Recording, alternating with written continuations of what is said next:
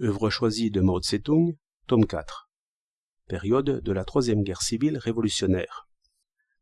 Télégramme au commandement du front de Luoyang après la reprise de la ville. 8 avril 1948. Luoyang est repris, et cette fois, nous pourrons sans doute le tenir solidement. En ce qui concerne notre politique dans les villes, vous devez porter attention aux points suivants. 1. Soyez très prudent dans la liquidation des organismes du régime du Kuomintang. N'arrêtez que les réactionnaires principaux et ne mettez pas en cause un trop grand nombre de personnes. 2. Précisez la définition du capital bureaucratique. Ne désignez pas toutes les entreprises industrielles et commerciales dirigées par des membres du Kuomintang comme appartenant au capital bureaucratique pour les confisquer ensuite. Il faut poser le principe que le gouvernement démocratique doit prendre en main et gérer toutes les entreprises industrielles et commerciales dont il est définitivement avéré qu'elles ont été dirigées par le gouvernement central ou les gouvernements de province, de district ou de municipalité du Kuomintang, c'est-à-dire les entreprises industrielles et commerciales dont l'exploitation était entièrement assurée par des organes officiels. Mais si le gouvernement démocratique n'a pas encore eu le temps d'en prendre possession, ou n'est pas encore en mesure de le faire, il faut faire assumer aux personnes en fonction la responsabilité de gérer temporairement ces entreprises, de sorte qu'elles puissent fonctionner comme d'habitude jusqu'à ce que le gouvernement démocratique désigne des personnes chargées d'en prendre possession. Il faut organiser les ouvriers et les techniciens de ces entreprises industrielles et commerciales pour qu'ils participent à la gestion et il faut faire confiance à leurs compétences.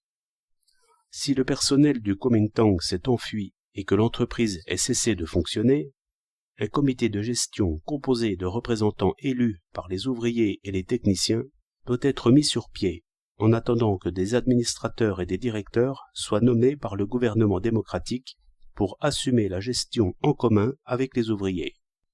Aux entreprises dirigées par de gros bureaucrates notoires du Kuomintang, il conviendra d'appliquer les principes et mesures énoncés ci-dessus.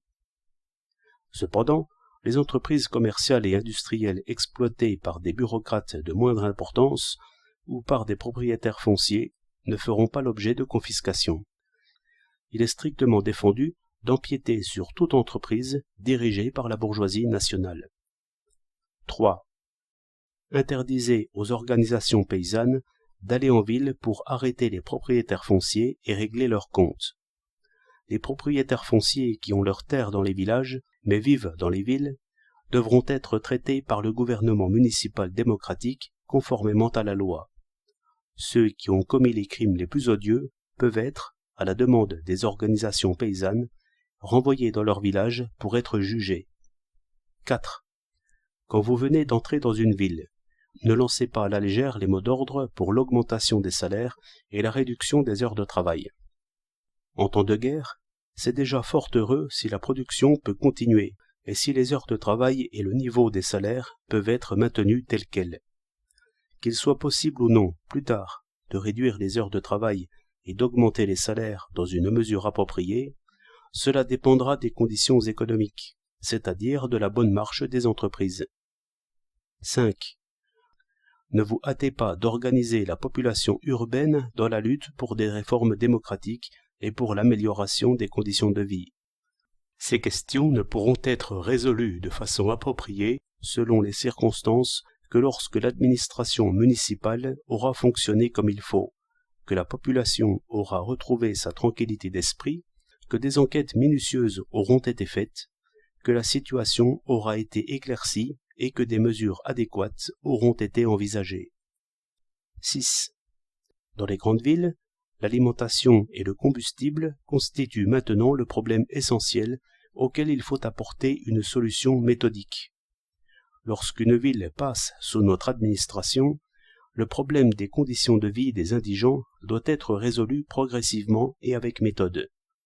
Ne lancez pas le mot d'ordre, ouvrez les greniers pour secourir les pauvres. Ne faites pas naître chez eux la tendance à ne compter que sur les secours du gouvernement. 7. Il faut s'attacher à découvrir tous les membres du Kuomintang et de la Ligue de la jeunesse des trois principes du peuple et les faire s'inscrire. 8. Il faut tout prévoir pour une longue durée. Il est strictement interdit de détruire les moyens de production, qu'ils soient propriété publique ou privée, et de gaspiller les biens de consommation.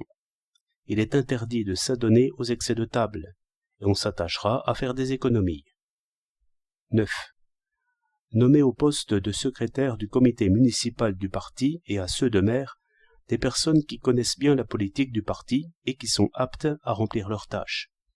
Ces personnes doivent instruire tout leur personnel et lui expliquer les mesures politiques et la tactique à appliquer dans les villes. Maintenant que la ville appartient au peuple, tout doit se faire en partant du principe que c'est au peuple lui-même de se charger de l'administration de la ville. Il serait absolument faux d'appliquer à une ville administrée par le peuple lui-même notre politique et notre tactique pour les villes administrées par le Kuomintang.